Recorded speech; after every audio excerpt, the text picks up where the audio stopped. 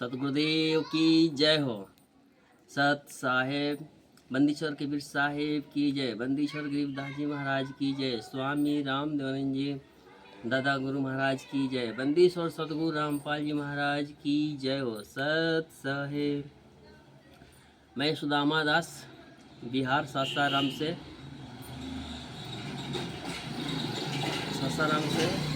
मेरा mobile number 8544162219। ज्ञान अमृत एवं षड्यंत्र का विष अवश्य मंगाए। इस ज्ञान अमृत षड्यंत्र का विष में गुरु जी का केसों के जजमेंट इसमें सारी लिखी गई है। जितने जजमेंट इसमें है गुरु जी के बारे में, जितना केस लगे हैं और जितने गवाही हुई है, सारा केस इन्हें है। 5 महिला एक बच्चे का मृत्यु का केस जो हुआ था इसी में है। देशद्रोह का केस इसी में अंकित है। अरे सतगुरु रामपाल जी महाराज के RSS राष्ट्रीय समाज सेवा समिति ने सतगुरु रामपाल जी महाराज के आगे पीछे बंदूक के नोके पर लेके चलते हुए थे और हम लोग कभी सवाल नहीं किए कि हमारे सतगुरुदेव की आगे पीछे चलने वाले कौन हैं। ऐसा बॉडीगार्ड की क्या जरूरत है, काला कमांडो की क्या जरूरत है। अब इसी बात को लेकर चलना है कि सतगुरुदेव के सत्य मंत्र जाप करते हुए भी काल के दूत को ये इसमें कैसे प्रवेश कर गए, जबकि सतगुरु संत रामपाल जी महाराज बताए हैं, जो शरण मेरे आना काल न लागे तेरे बाना।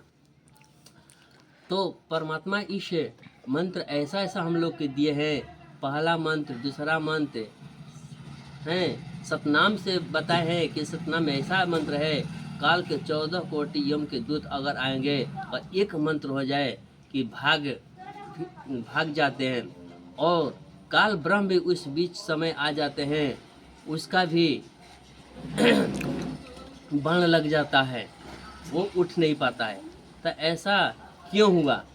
अब आप सुनिए क्यों हुआ। जो जान मेरी शरण आना काल न लागे तेरा बाना। कबीर परमात्मा ने उक्त वाणी में समझाना चाहते हैं कि जो कोई भी पुण्य आत्मा अपने सतगुरु के शरण में है और उनके मर्यादा के अधीन रहते हुए उनसे प्राप्त सत्य भक्ति करता है, तो उस पर कभी भी काल का कोई काल नहीं चलती और नहीं बाना अर्थात दाव लगती।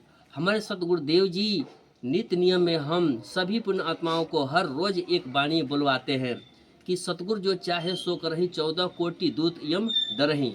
भावार्थ है कि यदि कोई पुण्य आत्मा सतगुरु के मर्यादा में रहकर सतगुरु द्वारा दिए गए सत्य नाम मंत्र है और 14 करोड़ इकट्ठे यम के दूत सामने आ जाते हैं, तो सतनाम मंत्र के एक बार के जब से वे सभी यम के दूत डर कर भाग जाते हैं।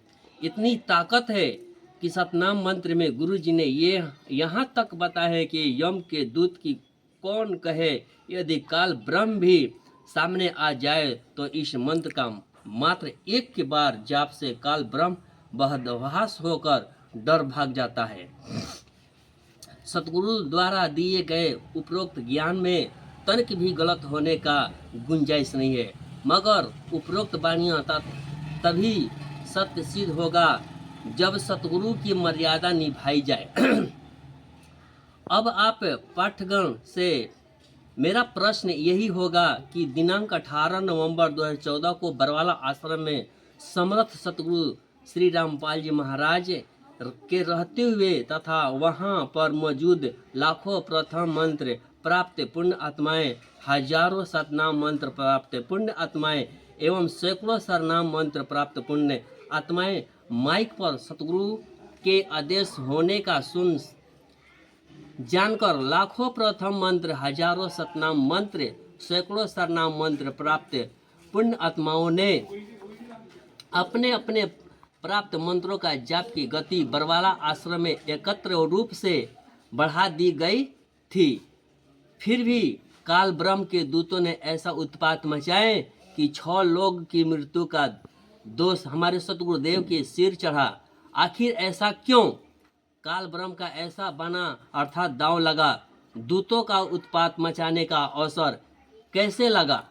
जब मंत्र कैसे निष्फल अर्थात बेअसर हो गए, जबकि आश्रम के अंदर तीनों मंत्रों का जाप एकत्र रूप से चल रहा था। क्या मंत्र झूठे हैं? क्या गुरु का ज्ञान झूठे हैं? या गुरुदेव झूठे हैं?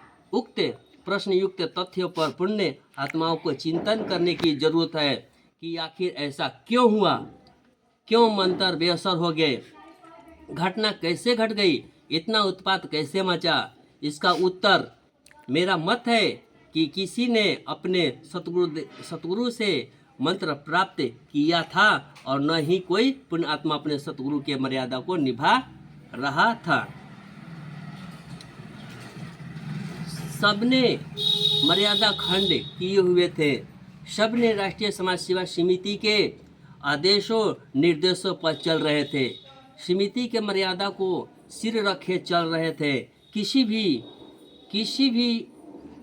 कोई भी पुण्य आत्मा सतगुरु श्री रामपाल जी महाराज के मर्यादा के अधीन नहीं थे। ऐसे स्थिति में सतगुरुदेव अपने वचनबद्ध के कारण के जो मेरी शरण में न हो, ऐसा मर्यादा न हो, उसे लूटे मारो खाओ, इसलिए किंग करते युक्त मुठ से बने रहें और काल ब्रह्म के द्वारा भेजे गए उनके दूत आश्रम में उत्पात मचा